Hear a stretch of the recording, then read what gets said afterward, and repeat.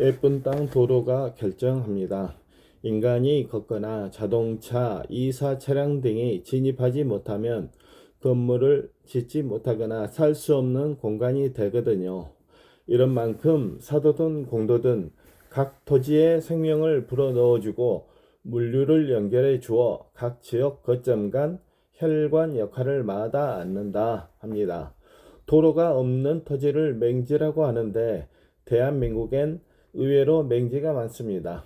맹지는 장점보다 양점이 있는 토지이므로 보편적 토지에 비해 시세가 저렴한 편이기도 하지요. 도로공사 시 토지 편입과 연결된 토지 보상 절차에 대해 간략히 정리해 보고 각종 도로의 형태 모양 및 토지에 접하는 도로의 모양이라는 어려운 용어 이야기를 해보려고 하네요. 특히 도로용 토지는 사도법에 따라 사도와 사실상의 사도는 인근 토지의 3분의 1 또는 5분의 1로 보상하는 경우가 대부분이에요. 대부분 토지 소유자가 내심 기대하는 시세와 실제 평가 보상금과는 차이가 커 보상 협의가 쉽지 않지요. 사업 결정 당시 금액과 사업이 진척되는 기간이 흐르다 보면 토지 소유주들은 평가에 불만을 느껴 협의가 깨질 수 있는데 수용 재개를 신청할 수 있습니다. 이 절차를 거쳐 토지수용위원회가 2차 감정평가를 실시해 보상금을 고지하고 그래도 불만을 느낄 시 법원에 보상금 증액을 청구하는 행정소송을 낼 수 있지요. 이때 변호사나 토지 전문가에게 도움을 받아 보상평가액과 시세 부분에 대해 진정성 있게 설득하고 호소해야만 보상금 증액 가능성이 높아진답니다. 개인 소유지로 일반이 통행 제한 가능한 토지의 경우에는 다수인들이 현재 도로로 사용 중이나 지적공사 공부상 도로가 아니고 토지 소유주가 통행지 제한을 할 수 있을 상황입니다. 그리고 지적공부상 도로지만 현재 도로로 아니 사용하거나 실제 도로가 아닌 경우고요. 세 번째는 예정 공도인데 도시계획시설 사업 미실행 상태에서 불특정 다수인들의 일반 통행에 이용 중인 상황이기도 합니다. 마지막으로 공도는 농어촌 도로정비법상 농어촌 도로 부지거나 도로법의 도로일 경우입니다. 도로 종류와 번호에 대해서도 알아보겠습니다.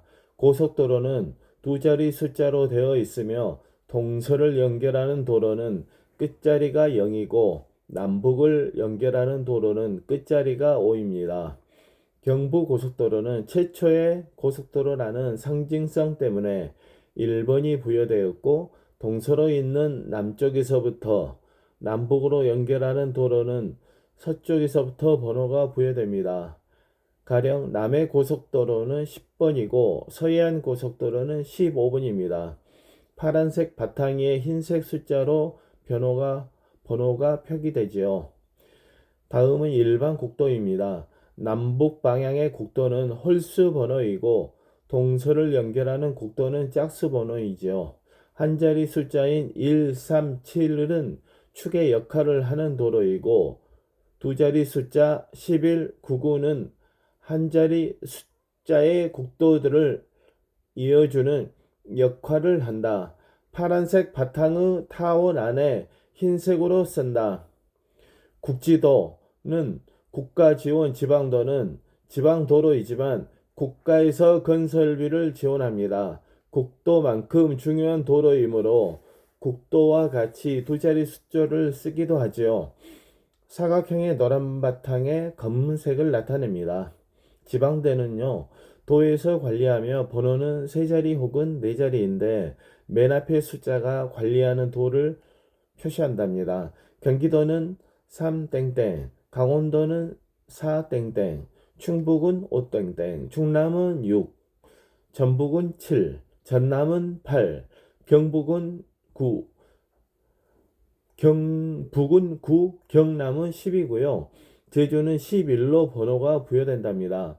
뒷자리 번호 중 남북을 연결하는 것은 홀수, 동서 연결 도로는 짝수 번호이기도 합니다.